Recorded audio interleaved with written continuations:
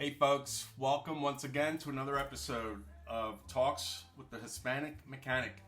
My name is Tony Alicea, and if you've seen any of my prior episodes, you will know that I have been on a physical journey to get back into shape.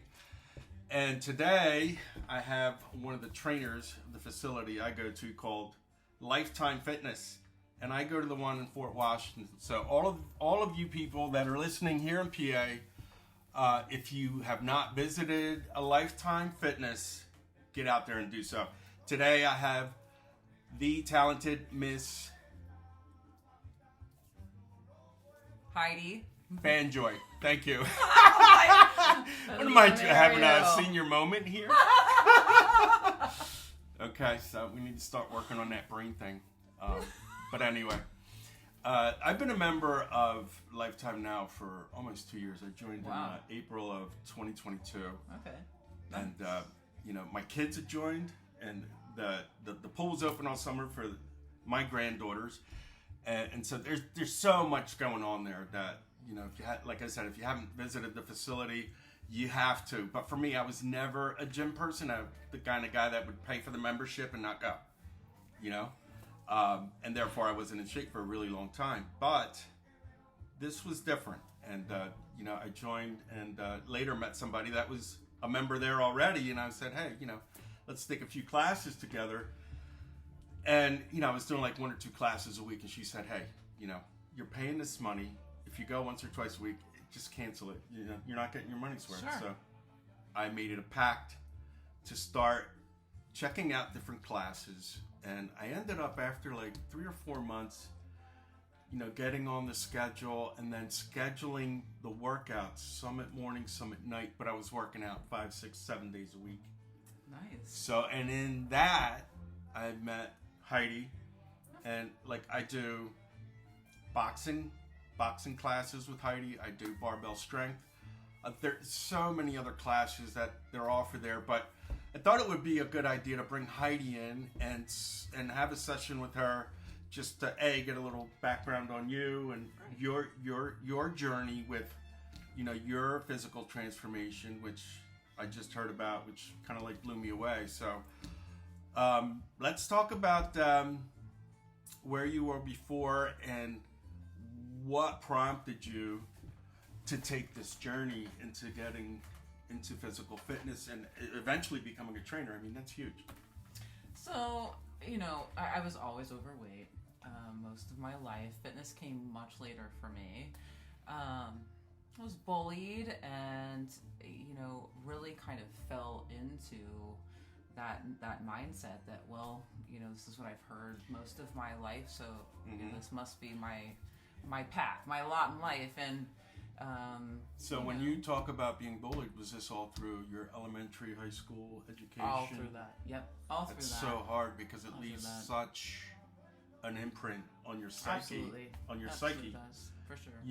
And you lose your confidence, you lose. Oh yeah. So sure. Talk to me a little bit more about how that was for you and how you would deal with that and what you were doing to get by with that. Sure. Definitely food. I am a 100%, tried and true food addict, and so you're using food as comfort. Absolutely. I have vivid memories of hiding under, the kitchen table with cookies or, whatever. Just definitely, it became a self-soothe for me, for sure. Right. And a way of coping, a way of dealing. And, that in my later life turns into bad relationships because when, you don't think much of yourself, you don't think you deserve much. And so it definitely turned into bad So the standard gets set a little lower than what you would like. But at the same time, I don't think that you're, aware sometimes of what's going on. So, did you suffer from any health issues from being overweight or? I did. Well, the first thing was, I had terrible energy for the age that I was. I'm 45 now, and being a 20-year-old, I had a fourth of the energy that I do now. So Yeah. That, and I was also a young mom, and so a big aha moment for me and a catalyst for me to change my lifestyle and going into fitness, which was a part of that. It came a little later. But I didn't want my kids to see that. I have 2 girls. That's a good motivator. It right? really was Right. important for me that they see a strong female mother figure who was going to really take life seriously and lead a good example. That's a great move. I like what I hear there, because so many people after having kids, they get stuck still. It's all about me, but you don't realize what you're projecting onto your kids. 100%. That they're probably going to follow suit, right? Yep. So yeah, you really have to pay attention with that. But at what point do you feel you were at your lowest with that? And what was the breaking point? Let me ask you that. Where you said, okay, I'm tired of this. How old were you? How did that come about? I had really been in a toxic marriage that wasn't working. I was 2 years in.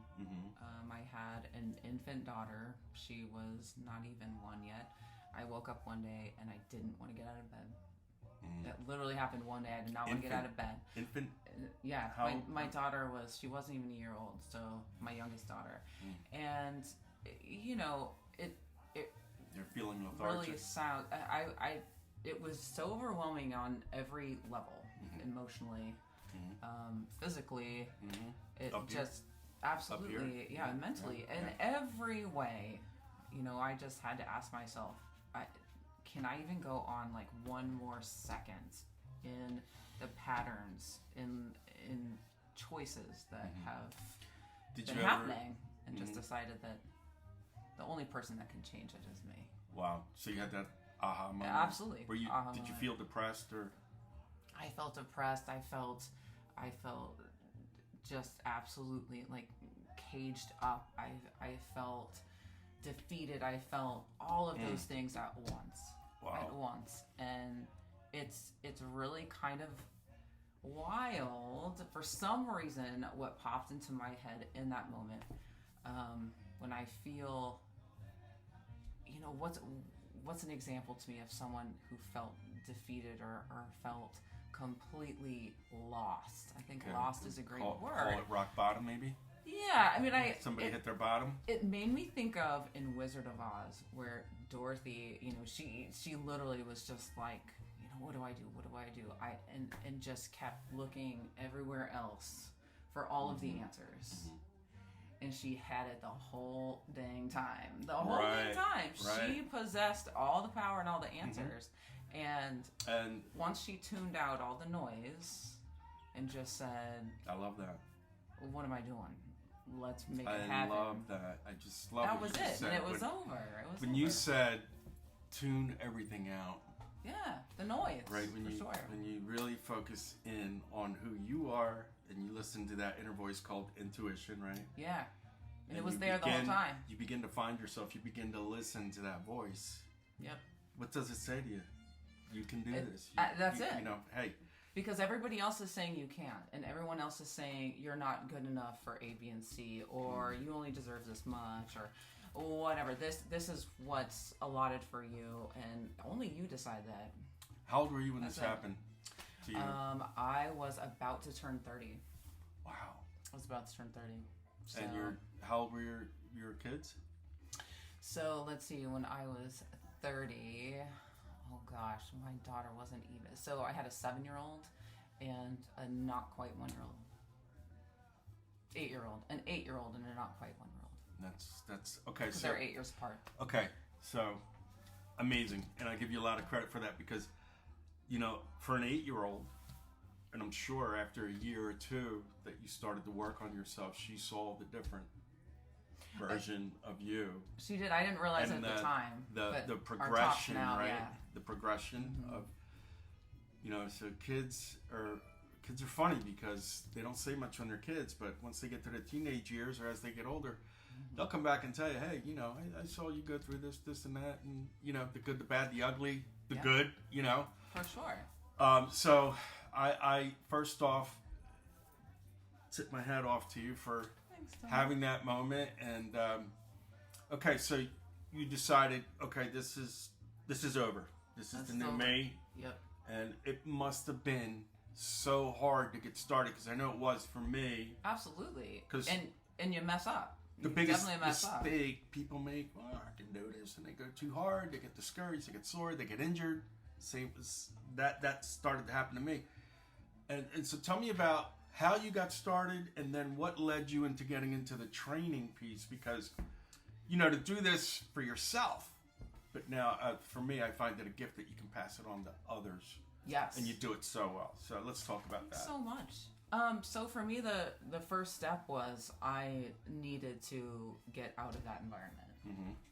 And, I knew that was going to be worse before it was better. It's, and that one decision, not even doing the work of the decision, but just making the decision, I felt more empowered. Of course. And once you start to realize that when you make a decision, that is a moment of power, and that you can decide, then that just snowballed, and it led to more awesome. And more and so more. Awesome. And It's more. like a light going off in your head. Absolutely. You Absolutely. stick with that thought pattern, and what ends up happening is you become so empowered, and your whole life starts to open up in front of you. It's very true. And so talk about how it unraveled for you. So it did. So one decision at a time, one step at a time, and showing myself that I was going to show up for myself. Right. Because my motivation was, my daughters, I want them to see me say, I'm going to do this. This is the type of life that I want, and the type of success that I want is a peaceful life that I feel in my purpose. Right. What is that purpose? I want to find it. I want to know it, and I want to live that. And that's what my success was. So I wanted them to know that no matter what anyone says, or what they sometimes, are listening to, that no, they can have that, and not let anyone else tell I swear, you're so well spoken, and the way you bring this out is just very simple. I love the steps that you took, and you break it down, right? So it's one step at a time, one day at a time, one segment at a time. You're setting yourself up for success, and small goals that you act on daily, I'm sure. And then what on earth got you into training? Because I mean, I see what you guys do over there, and it's intense. And I'm going to talk about my experience in your classes, but tell me how you had to go from a certain point where you decided, okay, I've reached my level of fitness that I feel good about. But then there's another layer that, you got to get to that next level to be a trainer. Sure. So let's talk about that transition for you. I love that. So I love music, and I love dancing. And that's a good match. So dancing for me was like the ultimate gateway for the gym. It's funny, I could get out on a dance floor 3-4 hours, not feel winded, just have a great time. The next day I feel it though. But, oh, for sure. Yeah, but so it's just amazing how, there was so much joy in dancing for my whole life. That, a lot of my life, I danced for, 5 minutes and I'd be winded, or, whatnot, but the joy was always there. Music has always been, a big foundation of joy. So, but always terrified of the gym, would never go. I thought gyms were only for skinny people and, whatever. So you weren't going to get me in one. Well, I was visiting my cousin who lives in Kansas City, and Kansas City, ironically, had a Lifetime, and she was a member. And she's like, I'm going to Zumba. I think you would like it. You should come. And I'm like, nope. And she's like, Heidi, just try it. The worst can happen. You don't can leave live in here. 5 minutes. Right. You don't know any of these people. What's it to you? And I'm right. Like, yeah, that's a good point. Right. All right. So I went. I had a blast. There was, one of everybody, every walk of life, every age, every color, everything. I loved it. Yeah. And all of us shared one thing. That was the joy of music. weren't like professional dancers. Yeah. It was just, Yeah. you know, and I found myself loving exercise because that's really, you know, the whole point of Zumba, and it's exercise in disguise. And I'm like, this is something I can do. So I went back home and I joined a gym and I started doing Zumba. What gym did you join? Just out of curiosity. So we didn't have a Lifetimes here, so I joined an LA Fitness, and they had Zumba. Been there, done that. And yeah, which 2 workouts, never went back. Is that right? Yep. Is that right? The guys crushed me. I said, I'm never Like, going back. no. I couldn't move for a month. I literally couldn't move for a month. They're pushing me. Yeah, you can do it. Oh, it's so I couldn't wild. move for a month, you know. But okay, Yeah, LA Fitness. So yeah, so I, you know, was there, and my itch was I'd go to these classes and I was like, man, though, really, this is what music you're choosing? Like, we can't do better. And I really was like, I finally got to the point where I'm like, I'm just gonna learn Zumba. I'm not gonna teach it. I just want to see if I can bring some more music perspective to, you know, to this, because I knew it was like Zumba was a corporate thing. You know, it's chosen for you. You don't have any decision at all. So I did the training. I was like, oh, well, maybe if I taught the classes, I would get the gym for free. You only have to teach once a week. I can use whatever music I want. Right. But I'm like, that would require me to get in front of people. But I'm like, Zumba's great because there are no verbal cues in Zumba. So I don't have to put on a microphone. All I got to do is point and dance. That's all I got to do. So that's how it all got started. I got started as a Zumba instructor once a week. And I loved it so much. LA Fitness was my first job. LA Fitnesses are like Starbucks around here. There is one on every corner. Yeah. So you can work as much or as little as you want. Right.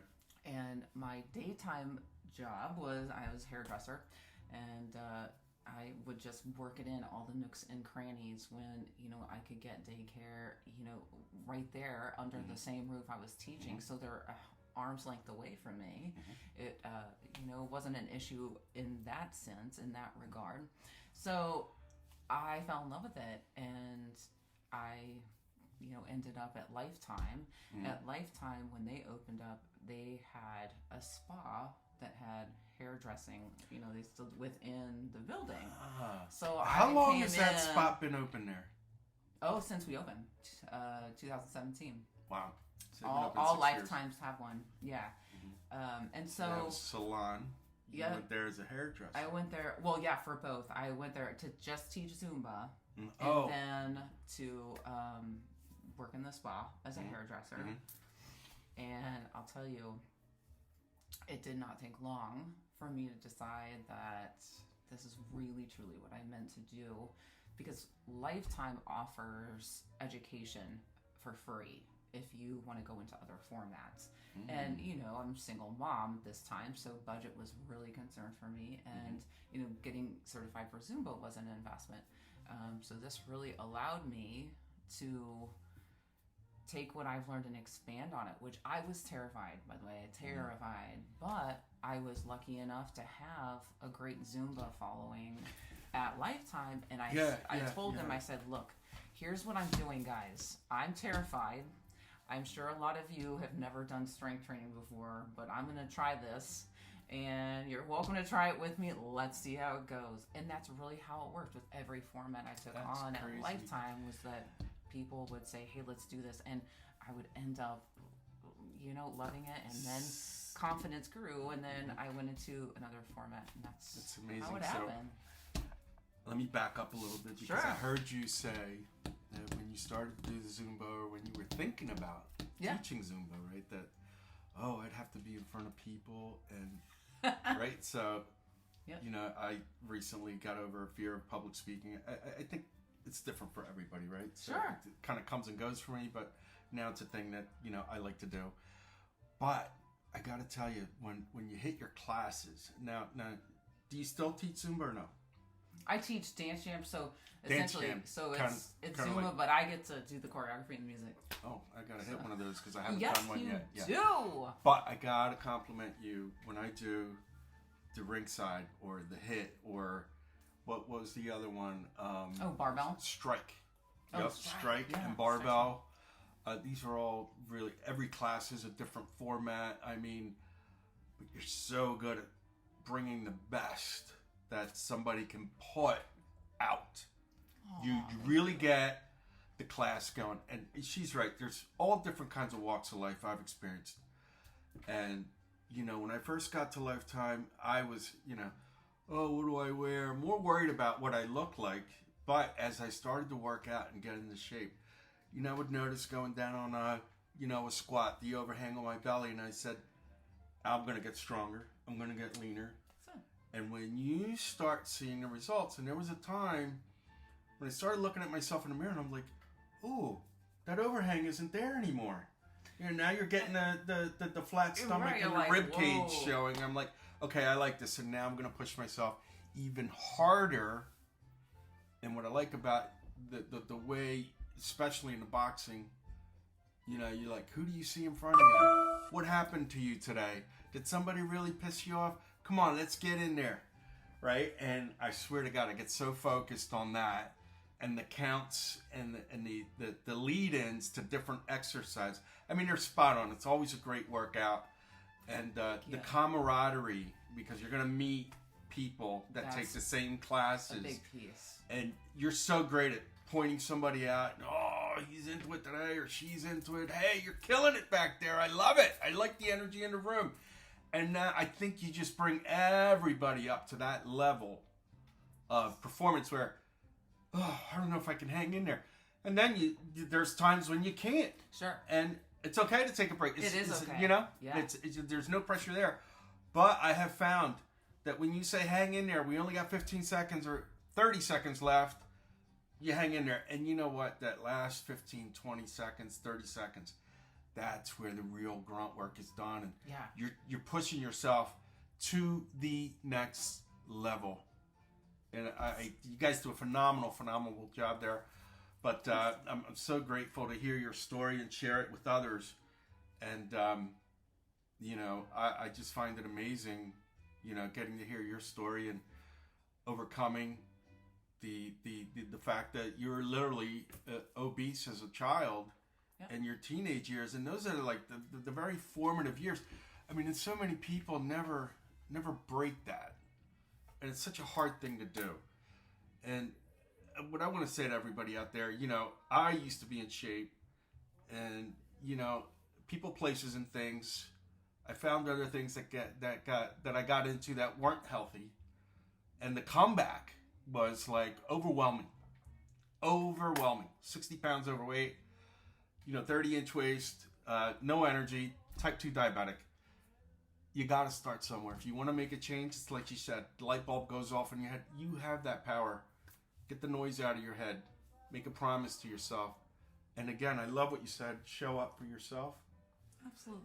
Every time I go to a workout, that's time. That's my time for me. Yes. You know what that's called? That's called self-love. That's right. Self-love. Right? Take the time for yourself. If you haven't been to a Lifetime, I urge you to go visit one.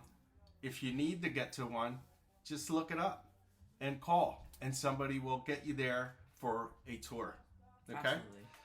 So, in ending, what would you like to say to anybody considering getting into shape? Like, any words of wisdom? Where do they start? Where do I begin? I would say start and ask yourself why you're doing it. Why you're doing it. Because the physical part is going to come and go.